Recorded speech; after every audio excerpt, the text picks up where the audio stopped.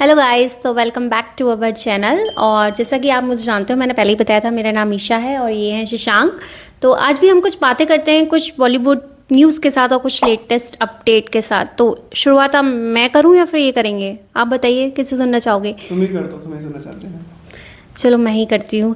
तो आज की फर्स्ट न्यूज़ है जो कि हमने अभी कुछ दिन पहले की न्यूज़ है। मैं भी थोड़ा शॉकिंग थी क्योंकि ये इंसिडेंट्स ऐसा है कि मुझे बताने से पहले भी सोचना पड़ेगा। और इनको तो शायद बहुत ज़्यादा दुख हो रहा होगा क्योंकि इनकी कुछ फेवरेट थी, फेवरेट। नहीं नहीं, ऐसा कुछ नहीं है। सबकी फेवरेट थी यार वो तो। सबकी बतानी, लेकिन आपकी तो सबने थी। सुना है कांटा लगा।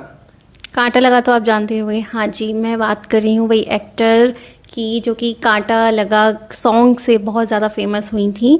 और जैसा कि मैंने आपको बताया था, इनकी काफ़ी ज़्यादा फेमस थी। बोलो कुछ, समय मैं बताऊँगी। तो गाइस, अभी अभी न्यूज़ आई है, 2 दिन पहले की न्यूज़ है कि कांटा लगा की एक्ट्रेस सैफ अली अब इस दुनिया में नहीं रही हैं। 42 की एज में हार्ट अटैक के बाद उनकी मौत हो गई है। और जो मौत हुई है ना, वो भी मतलब इतना फिट रहने वाली, जिम जाने वाली और डाइट कॉन्शियस, बट 42 इतनी कम एज में वो हम सबको छोड़ के चली गई हैं। और लेकिन इसमें एक न्यूज़ ये आ रही है कि जब डॉक्टर्स इसका इंस्पेक्शन कर रहे हैं तो उनको पता चल रहा है कि वो एक कुछ ऐसी डोजेस लेती थी जो एंटी एजिंग कुछ दवाइयाँ लेती थी, जो ऐसा बोलते हैं कि जिससे कि आपकी उम्र थोड़ा सा मतलब झलकती कम है, आपके चेहरे के रिंकल्स वगैरह कम होते हैं। ऐसी कुछ इंजेक्शंस लेती थी जिसकी वजह से भी ये कार्डियक अरेस्ट का रीज़न हो सकता है। कंफर्म नहीं है। रहे हो आप लोग, कितनी खबर है इनको, क्या लेती थी, क्या करती थी।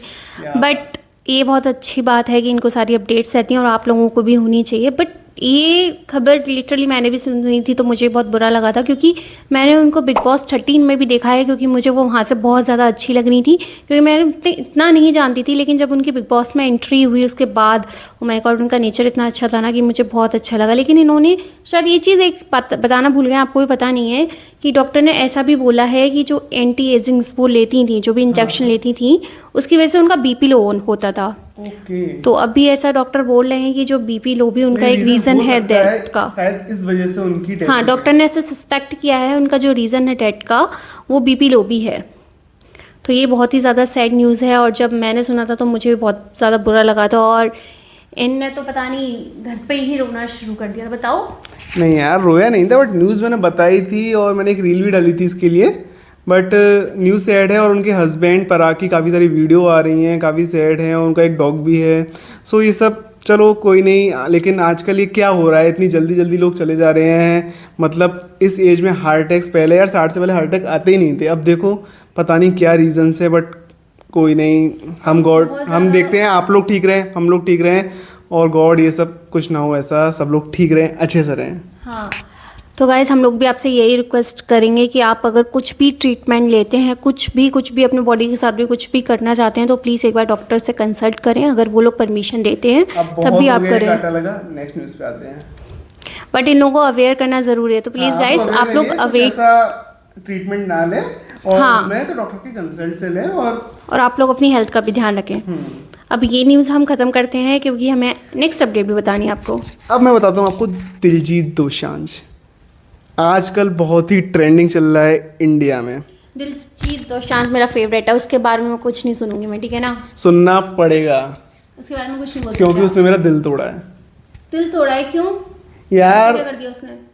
उसने हानिया आमिर, एक पाकिस्तानी एक्ट्रेस को, अपनी रिसेंट मूवी सरदार जी 3 में लेके आया है। उसको रिलीज़ भी करी है, वो भी यार इंडिया में प्रॉब्लम थी, ठीक है, उन्होंने ओवरसीज रिलीज़ कर दिया उसको। इंडिया मतलब ओवरसीज का मतलब क्या हुआ, इंडिया के अलावा ऑल ओवर जगह सब जगह रिलीज़ होगी, बट इंडिया में रिलीज़ नहीं होगी। सच में उसने ऐसा किया है क्या? हाँ, ऐसा ही हुआ है यार। और उसका रीज़न क्या है? पैसा।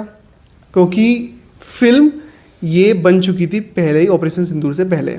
ये सब जो इंसिडेंट हुए थे, ऑपरेशन सिंदूर, इंडिया पाकिस्तान अटैक्स, इससे पहले ही फिल्म बन चुकी थी।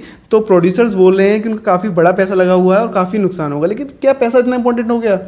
एक एक शोज़ में इतना कमा लेने वाले दिलजीत दोसांझ जो बोलते हैं कि हिंदुस्तान किसी के बाप का नहीं है, हिंदुस्तान, और ऐसी बड़ी बड़ी बातें करते हैं यार। मतलब ये ठीक है? तुम्हें क्या लगता है इस बारे में? माना तुम्हारा फेवरेट एक्टर है, बट तुम्हें लेकिन एक जज करो उसको, क्या हो सकता है, क्या ठीक है नहीं? देखो मैं आपको बता दूं, दिलजीत दोसांझ मेरा फेवरेट सिंगर है और आपको पता है कि मुझे पंजाबी तुम्हारा ही नहीं, इन सबका फेवरेट सिंगर है। पंजाबी तो मेरा फेवरेट है, आई थिंक आप लोगों का भी होगा। लेकिन जैसे आपने मुझे न्यूज़ दी है कि उसने अपनी सरदार जी 3 में किसी और को नहीं बल्कि एक पाकिस्तानी एक्टर हानिया आमिर को लिया है, तो ये सुनकर तो मुझे भी बहुत बहुत अजीब लग रहा है, क्योंकि हमारे इंडिया में इंडिया एक्टर्स जो हैं वो इतनी अच्छी अच्छी हैं और उनका टैलेंट, ओ माय गॉड, आप किसी भी एक्टर्स को ले लो उसका टैलेंट इतना अच्छा होता है, तो उन्होंने सिर्फ एक पाकिस्तानी को क्यों चुना? मतलब इस बात का तो मुझे भी, मैं उनकी बहुत बड़ी फ़ैन हूँ, बट मुझे भी बहुत बुरा लग रहा है ये सब सुन के।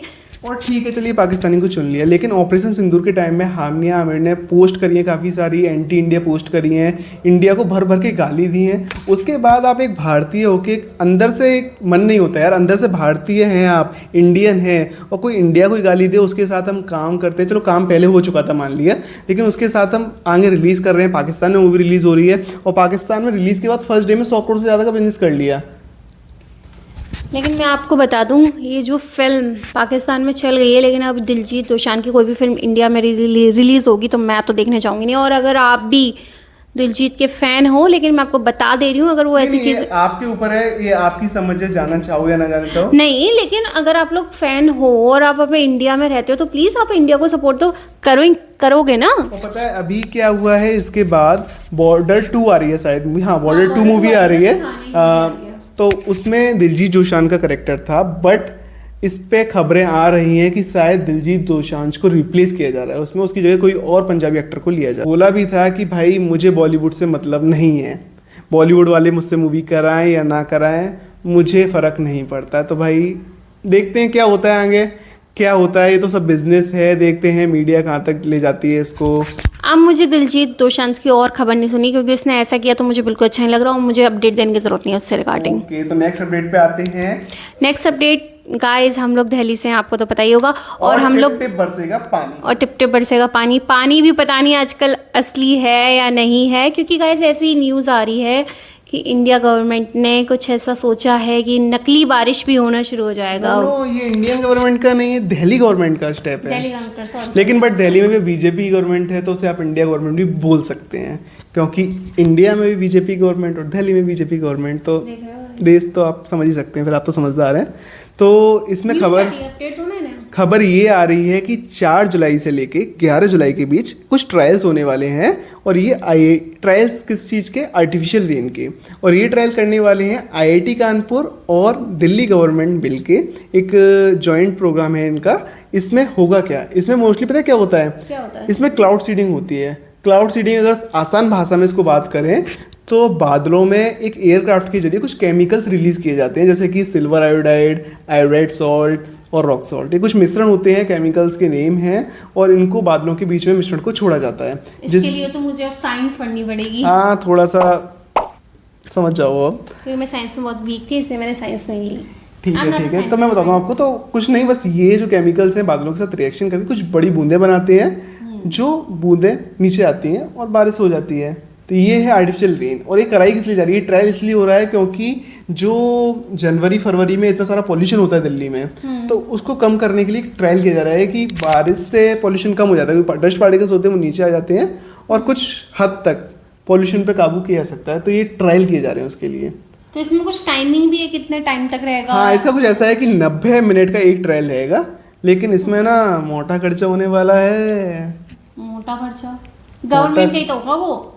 गवर्नमेंट तो आपसे पैसे लेती है ना, तो आपका मोटा खर्चा होने वाला है। इसमें लगभग 3.21 करोड़ का खर्चा है। अब बारिश भी आपको फ्री की नहीं मिलेगी भाई, बड़ा बारिश भी अब नकली होने जा रही है। हाँ जी, हाँ जी। बट गाइज मुझे नहीं पता ये बारिश हमारे काम की भी है, यानी एयर पॉल्यूशन कंट्रोल होगा भी है नहीं, बट मुझे इतना पता है कुछ हो या ना हो, हम लोगों की बातों से आप अपडेट ज़रूर रहेंगे। और हाँ, बारिश से मेरे को याद आता है कि हिमाचल कुल्लू और इन जगह पे इतना बाढ़ आ रही है, और वहाँ इतना यार बाढ़ आ रही है सब जगह। अब तो ऋषिकेश और हरिद्वार में भी बाढ़ आना शुरू हो गई।